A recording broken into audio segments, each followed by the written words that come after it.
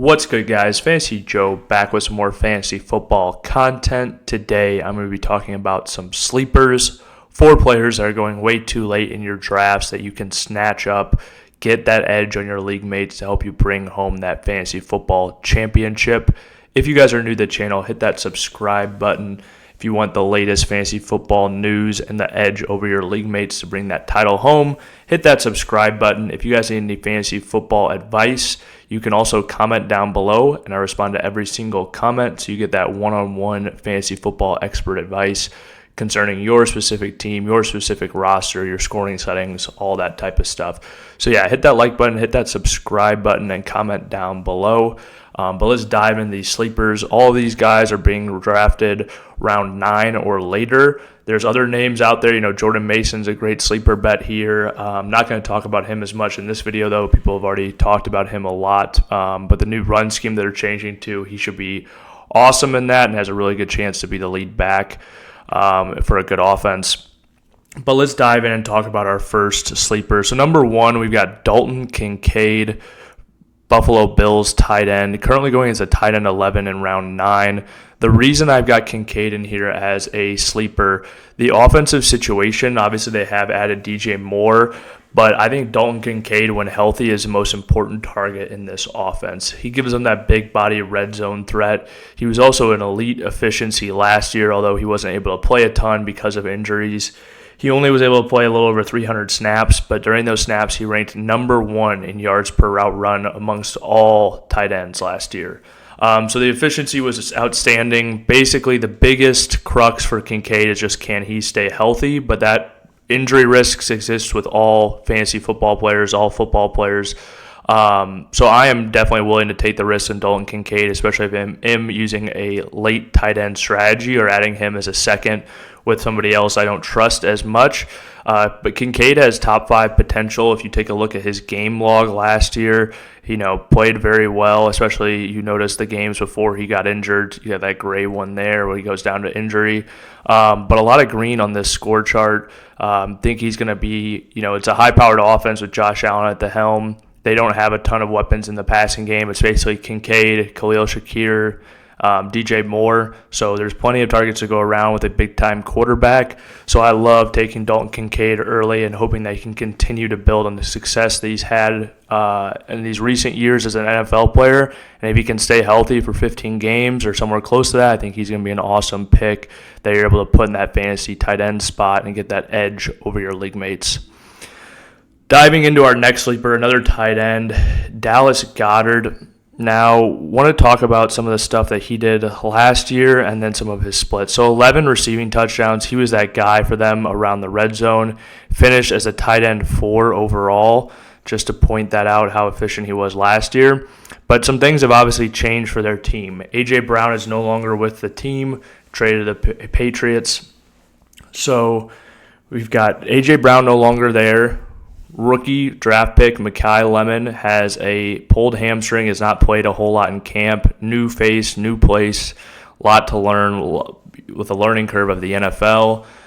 And, that trust that has to be built with Jalen Hurts. None of that's really going to happen in this offseason, so that makes me think that Dallas Goedert's going to be even more integral part of the passing game, is that he is a trusted target of Hurts and doesn't have the experience with some of these other pass catchers. Dontavian Wicks is another guy they traded for, but again, new face, new place, has to get used to that scheme. Hasn't been phenomenal in his other locations, Green Bay. Dealt with some drop issues. Now he's shown some potential. Not saying he's a bad player, but I just think the primary pass catchers in this offense, especially at the beginning of the season, is going to be Devontae Smith and Dallas Goedert. Goedert we've seen be an absolute weapon around the red zone. And over his last 10 games that he played without A.J. Brown, he was on a 17-game pace for 88 receptions, 1,190 yards. And we already talked about how much they utilize him in that red zone area of the field. Without a big body receiver like A.J. Brown, I think that red zone utilization continues. I think there's more targets just all around that can go to Goedert so he can win you weeks. Maybe not win you weeks, but he can get home for fantasy even in weeks where he doesn't have that touchdown. And I think he's got a really good chance of having a touchdown any game he plays as far as tight ends go outside the elite options. So that's why I like Goedert. A.J. Brown's no longer there, trusted by Jalen Hurts. We've seen him excel when A.J. Brown hasn't been there. Injuries and new faces, new places around him. I think a lot of that contingency is going to continue to build on what he has with Jalen Hurts moving forward. Moving on to our next sleeper. This is another player I think is kind of being left for dead. It's Matthew Golden. Now, the reason I've got him on this list, he was a first-round draft pick last year. He didn't perform extremely well in the NFL season, but first-round wide receiver, has all that draft capital coming into year 2, basically left for dead, and I think that there's a lot of opportunity for him in this offense. So one of my biggest things that I think, 2 wide receiver sets. Jaden Reed historically has not played in 2 wide receiver sets, so that would leave Christian Watson and Matthew Golden to be the 2 wide receivers that are on the field all the time. Now, there has been talks of Jaden Reed potentially playing more snaps in 2 wide receiver sets, but most likely it'll probably be Matthew Golden and Christian Watson out there. Tucker Kraft is also rehabbing his ACL injury, said he won't be full go until halfway through the season. So that obviously dampers everything for his outlooks, but it helps some of these wide receivers in Green Bay. I also just think we've seen a lot of injuries to this team before. Obviously, last year, more than last year, Christian Watson struggled with injuries his whole career.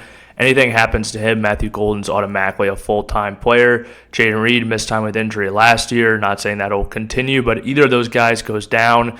Matthew Golden's a full-time player for a good offense, a good passer, and Jordan Love.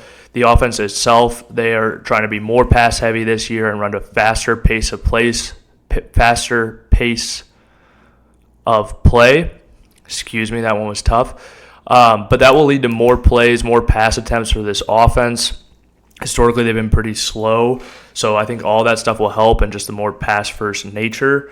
But yeah, I'm still taking Matthew Golden. I can get him lower than any of the other receivers, snag him up in round 11, 12 on a lot of drafts, and give myself a chance on a guy who could potentially play a lot more snaps than people are currently figuring for a good Green Bay offense and a good quarterback there. And if anybody goes down around him, obviously it increases his upside as well. Now, the other one I want to talk about, Casey Concepcion, very talented receiver, was a first-round draft pick to the Cleveland Browns. Now, I know people are concerned about their quarterback situation. I think that stuff is warranted. But I think KC is going to get a ton of the work in this offense. They showed in the preseason they're willing to get him very involved in the passing game, as well as get him those design manufactured touches, if you will.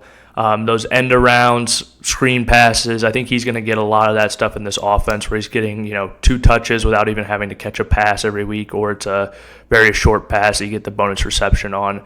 But I think he's going to be very involved in this offense. I think it's going to be a team that has to throw the ball a lot in second halves with how poorly their offense performed in previous years. And he seems like the favorite right now to be that lead receiver. Has the draft capital, is young, was a very good player in college. Very good with the ball in his hands, yards after catch. So all those things make me like Casey Concepcion. He's currently going as wide receiver 50, wide receiver 454, depending on where you're looking. He is probably going to move up a little bit in drafts, but still, if I can get him around 11, 10, I really like that value there. And obviously, guys like Deshaun Stribling, he's just going to shoot up ADP. He's another guy who was a second-round pick, 33rd overall, right, almost a first-round pick. The current depth chart in San Francisco, he should get utilized a lot more, but he's flown up recently and people are already talking about him, so that's why he didn't make this initial sleepers list. But him and Jordan Mason are both guys I like in this range as well. They just got a little bit more publicity on their sleeper status. But if you guys have any questions on those players or have your own sleepers, just drop them in the comment section down below and I'll let you guys know what I think. But I appreciate all of your guys' time. Thank you guys so much for watching, and I'll see you guys next time.